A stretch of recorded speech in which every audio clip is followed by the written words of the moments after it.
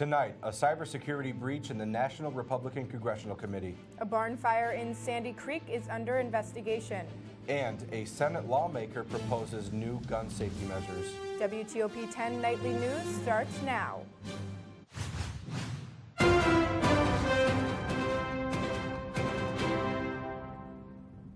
Good evening and welcome to WTOP 10 Nightly News. I'm Dan Corlett. And I'm Abby Budakavoli. According to CNN, sources from the Republican Party report that emails from several officials at the National Republican Congressional Committee were hacked during the 2018 midterm election. As a result of this breach, the hackers were able to log into the email accounts of NRCC aides to view emails being sent and received. This all according to a source familiar with the investigation. One Republican official says the hack was discovered back in April after the emails of 4 senior committee aides were under surveillance for months. A spokesman for the NRCC, Ian Pryor, says the committee was hacked by an unknown entity and immediately notified the FBI. The incident is still under investigation. Now let's take a quick look at the weather with Storm Team 10 Chief Meteorologist Alex Bielfeld. Alex, how's it out there? Thanks, Abby. Right now, it is very cold out here right now. It's a bit breezy. Looking at temperatures across the region, you can see temperatures in the 20s for the most part. We're below freezing, so watch out on the roadways as any water has frozen already, so just be careful on the roadways. It is breezy out there, so it does feel cool, especially along the lakeshore with that westerly wind. We're feeling like we're in the low 20s to the teens across the eastern part of Lake Ontario. Right now we are dry looking at satellite radar, but that is going to change going into the rest of the week. I'll have more on that coming up after the break, but for now I'm going to send it back in the studio where it's nice and toasty, and I'm going to join you guys in just a second. Guys? It sure is, Alex. We'll see you in a second. The Oswego Fire Department responded to a fire caused by an explosion on Onondaga Street just after 11:30 p.m. on Monday. Firefighters were quickly able to extinguish the flames located in the basement of a home, which spread to the resident's truck outside. According to the Oswego Fire Chief, a man, woman, child, and their family pet escaped from the blaze unharmed. The fire and explosion are currently under investigation. Several fire departments were called in to battle flames destroying a barn in Sandy Creek this morning. The barn fire was reported shortly before 3:30 a.m. at an alpaca farm on County Route 62. Fire departments from Sandy Creek, Pulaski, Lacana, Mexico, Orwell, and Mansfield responded to the blaze with help from Oswego County Sheriff's Office and State Police. No injuries have been reported. The cause is under investigation. A man charged with making a terrorist threat at Utica College, resulting in a lockdown, has been found guilty. 24-year-old Farudin Omarovic was convicted of 2 counts of making a terrorist threat Monday afternoon. According to WKTV in Utica, Omarovic was a student at Utica College when he made threatening phone calls to the school on March 5th, claiming that he was armed with a weapon. Armed officers escorted students from campus buildings and put the school on lockdown following that call. According to WKTV, Omarovic will be sentenced on January 29th. A Rochester man who abducted a 14-year-old girl has been arrested, according to WHEC-TV. 41-year-old Robert Gonzalez abducted Joanna Coates at 7 p.m. on Saturday, leading to the issuing of an Amber Alert. The alert was canceled after Coates was found safe in New York City. According to the Democrat Chronicle, Gonzalez is a convicted felon with a history of selling drugs, pimping, and illegal possession of weapons. Coates' mother says her daughter was brainwashed by Gonzalez. Police have not yet stated what charges Gonzalez will face. According to officials at the Federal Reserve Bank in New York, job growth in upstate New York has been lagging. Meanwhile, job growth continues to soar in New York City. According to the president and CEO of the Federal Reserve Bank in New York, John Williams, upstate's unemployment rate is low, partly due to the fact that the area's labor force is flat or shrinking. Williams says the decline in labor force is because of an aging population and people are moving out of the area. John Williams also says focus on education and workforce development may help solve the mismatch between jobs and worker skills. Questions are being raised by a Brooklyn lawmaker as whether or not police should monitor a person's social media activity before they purchase a firearm. State Senator Kevin Parker is proposing a bill that would require police to deny weapon licenses to people whose social media posts contain violent or hateful content.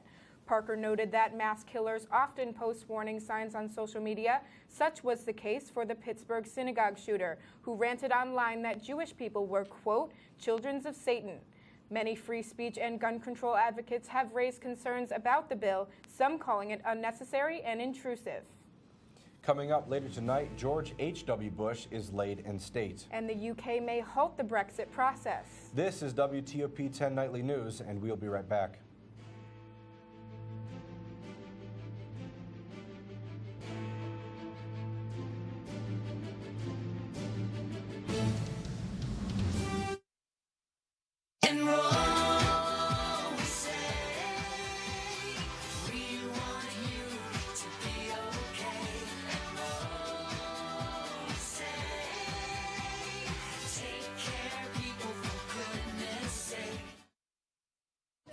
Hey guys, when we're not doing the real deal, what do you like to do in your free time? Well, I like to watch WTOP 10 movies on demand. Yeah, me too. You know, they have such a wide variety of films that anybody on campus can watch. And it's free. And it's free. How do I get to this movies on demand? Well, all you have to do is go to WTOP10.com and click the Movies on Demand tab. Hey, let's go watch one right now to review on our next show.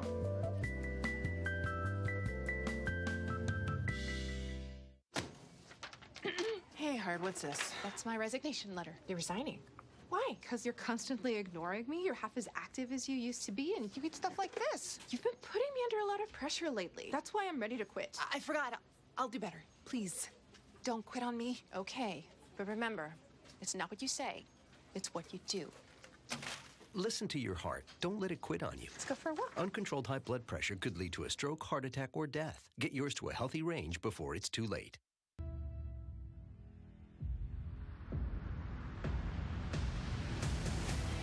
5 seconds potentially right off the draw. And oh my, Lawson, just a little bit.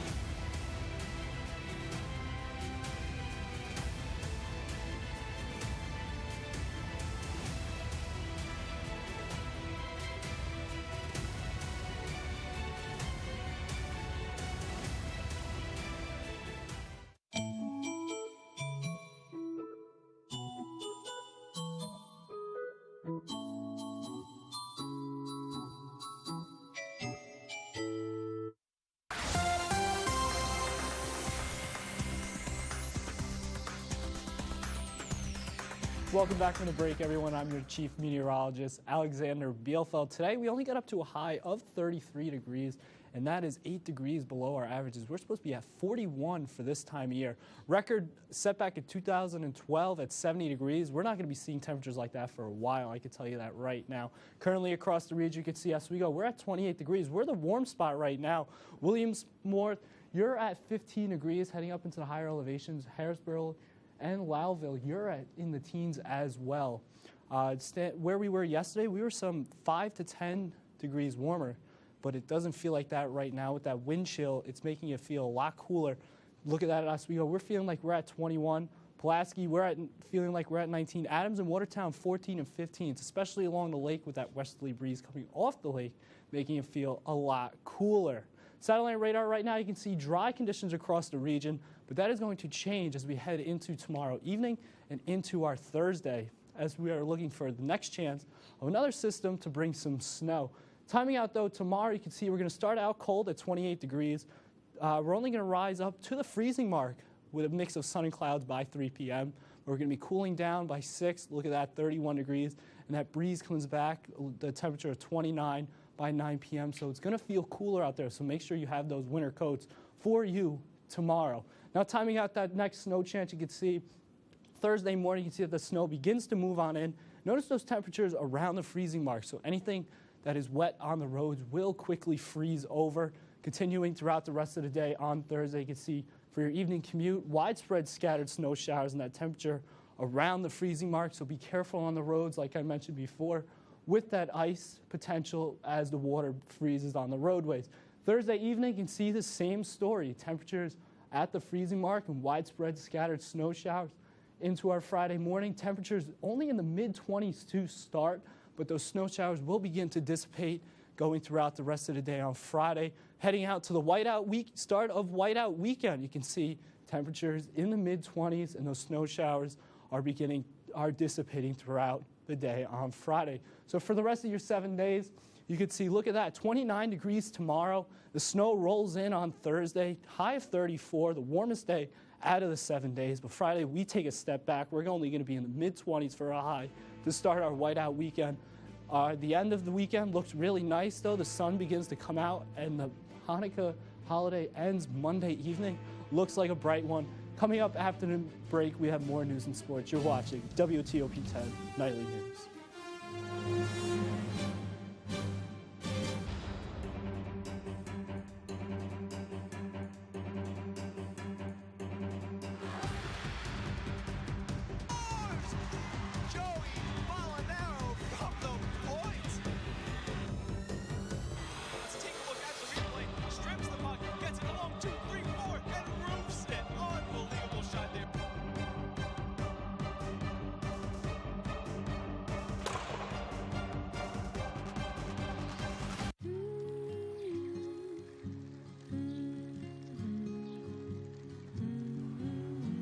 Of all the things you've done with your bike, donating it to Goodwill may be the most incredible of all. Goodwill. Donate stuff, create jobs.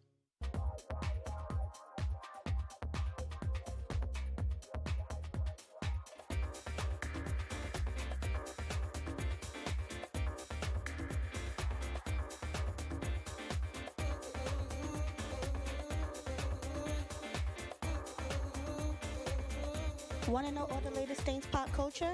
Tune in to Let's Talk About It every other Monday at 10 p.m. People think I'm trash, but they're wrong. Today I'm just an aluminum can, but one day I could be a stadium.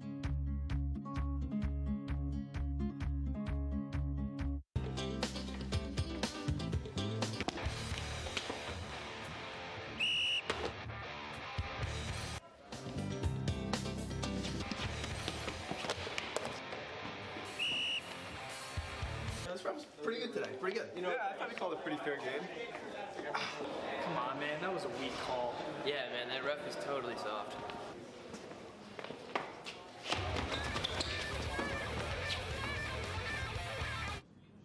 Welcome back to WTOP 10 Nightly News. Earlier today, CIA Director Gina Haspel formally accused the Crown Prince of Saudi Arabia, Mohammed bin Salman, of being responsible for the death of journalist Jamal Khashoggi.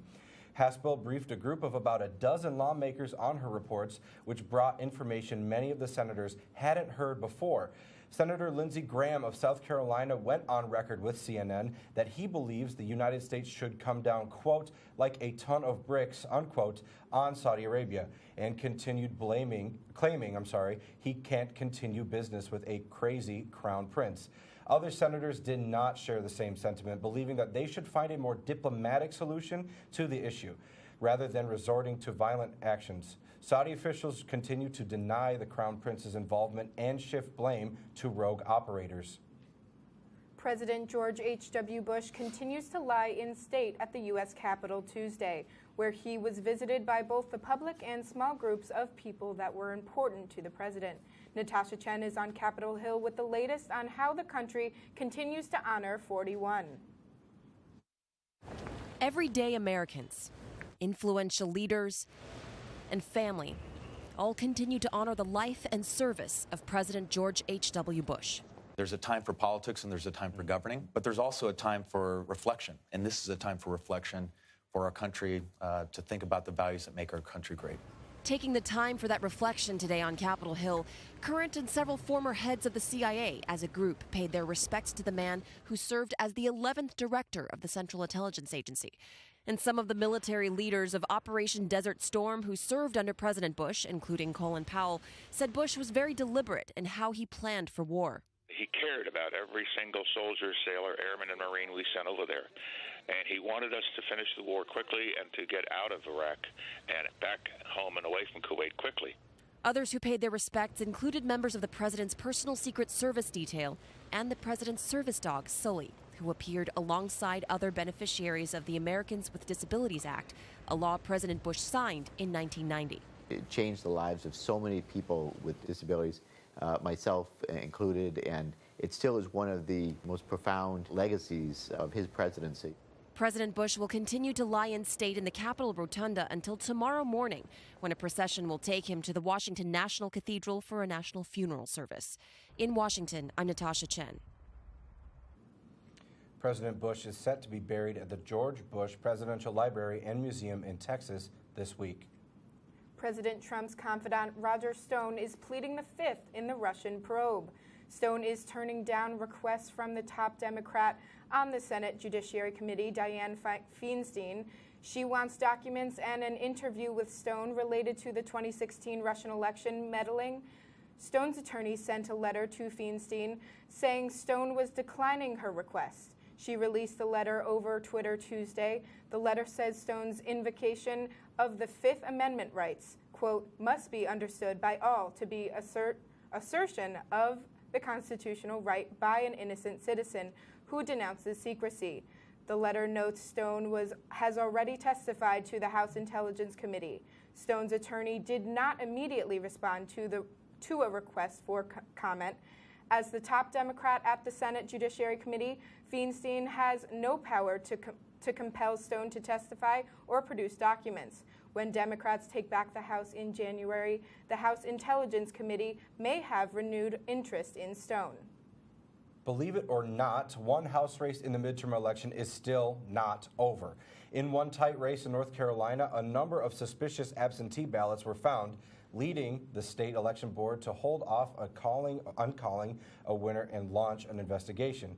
At the moment in the 9th congressional district race, Republican Mark Harris is leading Democrat Dan McCready by 905 votes. The chairman of the state Democratic Party weighed in on the results on Tuesday. This election has been tainted, and it is vital to our process of elections, to the candidates, and most importantly to the voters, to find the truth. And I think it is, regardless of what the number may appear to be now, it is not clear that is the actual number.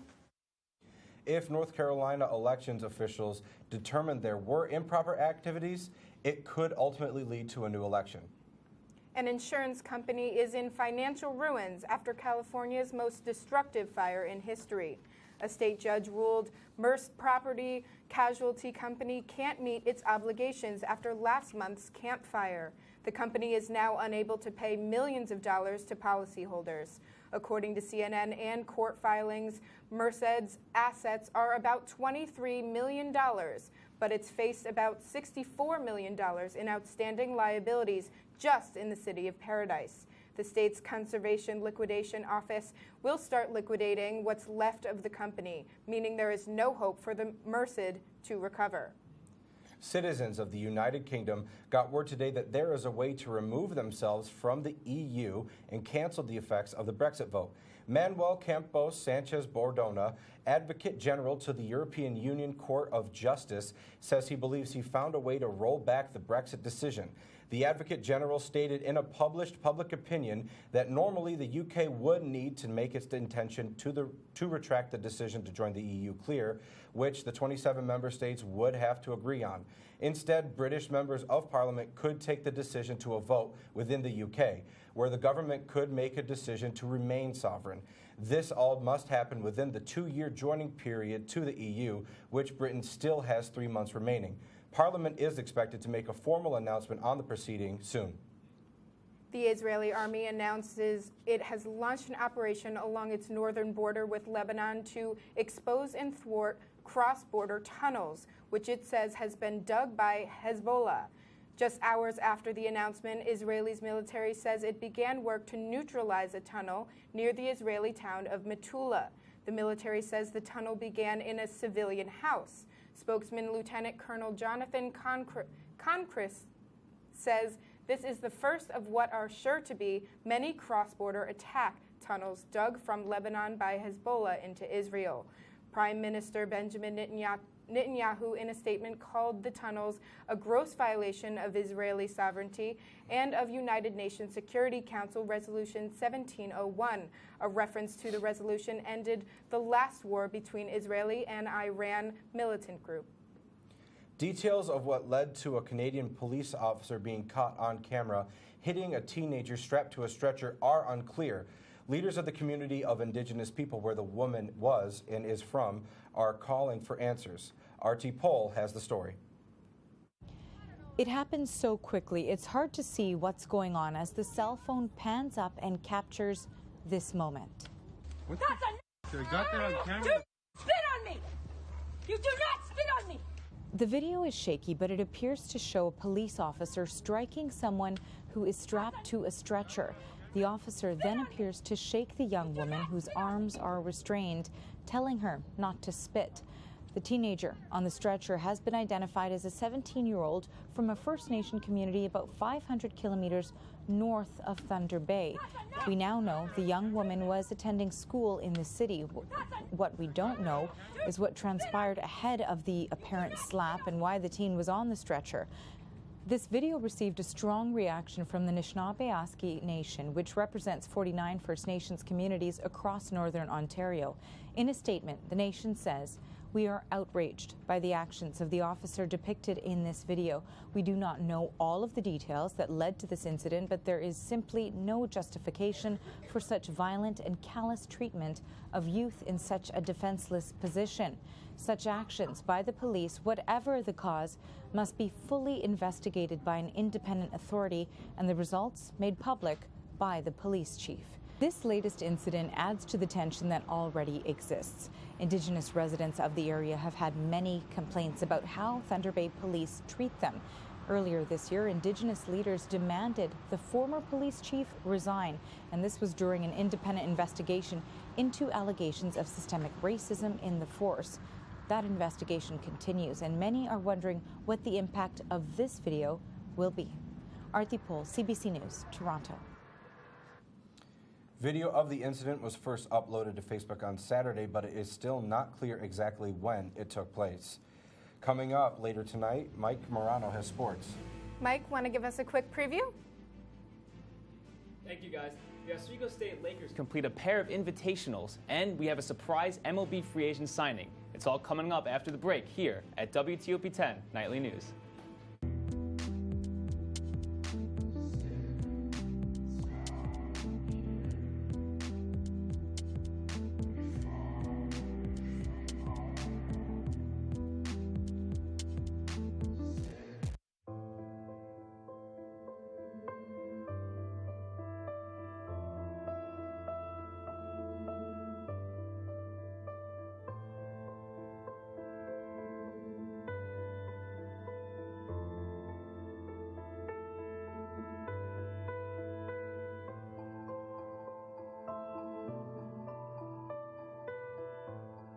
Hi, I'm Anthony Citron, and for one view a day, you can help producers at WTOP get the recognition they deserve for their work.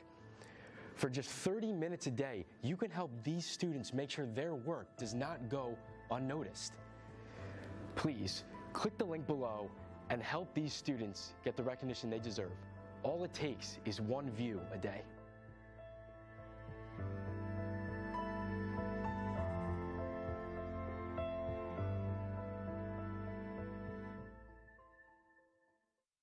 Why is my son having trouble in school? Finding lowest airfare to Istanbul. No, I'm tired of fighting with my son over his homework. Home, walk, restaurant. Need a review? No. He's smart, but his mind wanders. 7 wonders of the world. Why don't you understand me? I do. I was trying to show how Connor feels every day. Redirecting to understood.org. Join parents and experts at understood.org, a free online resource about learning and attention issues to help your child thrive. Hey there, I'm Al Roker, class of 76. Yes, way back in 76. Back when the earth was cooling. You're watching WTOP.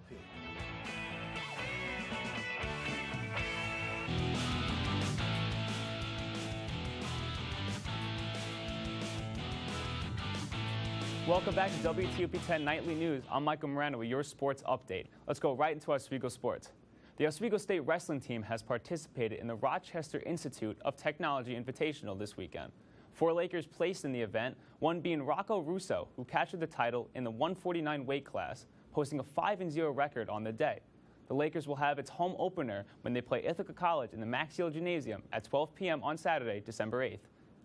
The Oswego State men's women's track and field team participated in the Green vs. Gold invitation held in Brockport this weekend. Scoring for the men's was Nick Leclerc, who grabbed a second-place finish, posting on the 1 mile time of 4 minutes and 28 seconds. For the women's Athlete of the Week, Yajama Ramos got the win for the Lakers, posting a career-best 19 minutes and 47 seconds for the 5,000-meter run. The Lakers will partake in the RIT Seasonal Invitational this Thursday at 4 p.m. Moving over to the diamond, the offseason has just got a whole lot more interesting. Left-handed pitcher Patrick Corbin has made a surprise decision to sign with the Washington Nationals for 6 years and $140 million. The 29-year-old went 11-7 on the year with a 3.15 ERA. As it seemed, the New York Yankees and Philadelphia Phillies were the clear frontrunners. It goes to show you never know what will happen in the crazy free agency. Moving over to football, the Washington Redskins are now without Colt McCoy and having Mark Sanchez as the new starting quarterback. Redskins head coach Jay Gruden has spoke about adding Colin Kaepernick to their roster, saying, quote, "He has talked about and being discussed for sure, but we will probably go in a different direction." The Redskins are hopeful to have Colt McCoy back to help them contend if they remain in the playoff picture. Now let's head to some NBA action as the Brooklyn Nets take on the Cleveland Cavaliers. Nets, Cavs traveling to Brooklyn. Nets looking to snap their 6-game losing streak after losing Caris LeVert and D'Angelo Russell getting hot early, putting Tristan Thompson on skates deep in the 3 to get the Nets going early.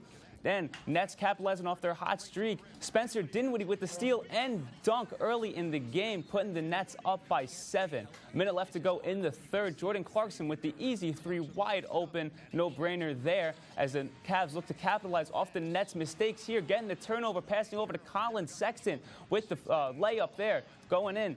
And Tristan Thompson adding to that with the layup there in the paint, putting the Cavs up by 3. Now, Nets down by 4. Spencer Dinwiddie laying it up to Jarrett Allen. Throw down with the throw down. Nets down by 2.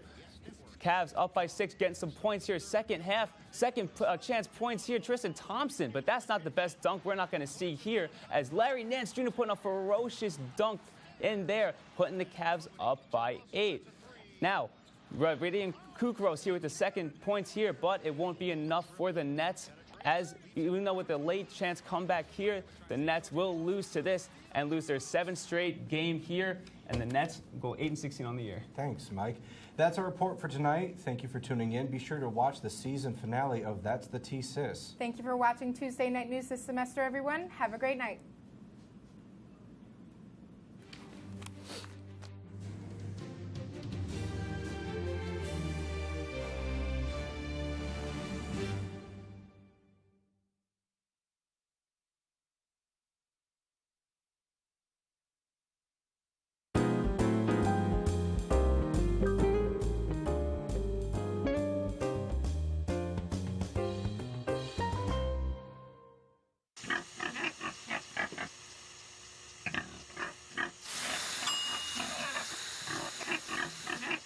Cook foods to the right temperature using a food thermometer. 3,000 Americans will die from food poisoning this year. Check your steps at foodsafety.gov.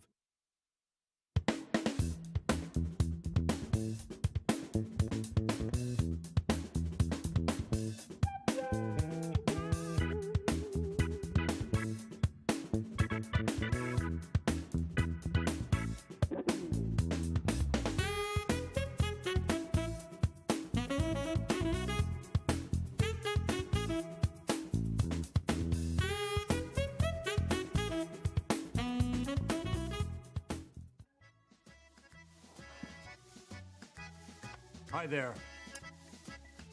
You might wonder what a famous Hollywood celebrity like me is doing reading in the dark.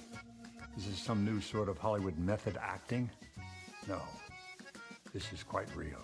Did you know that Americans use about 4 times as much energy per year as the global average? We waste energy left and right, despite the fact that the dirty fossil fuels we use to power our energy sources wreak havoc on the natural world. and destroys valuable wildlife habitats. By reading with my solar-powered night vision goggles, I'm saving energy and looking sleek. You don't have to sit in the dark like Ed Begley Jr. to save the world. Fight climate change by speaking up for cleaner, smarter energy, including rooftop solar. Oh, that's way better. Oh. Do your part and find out other world-saving tips at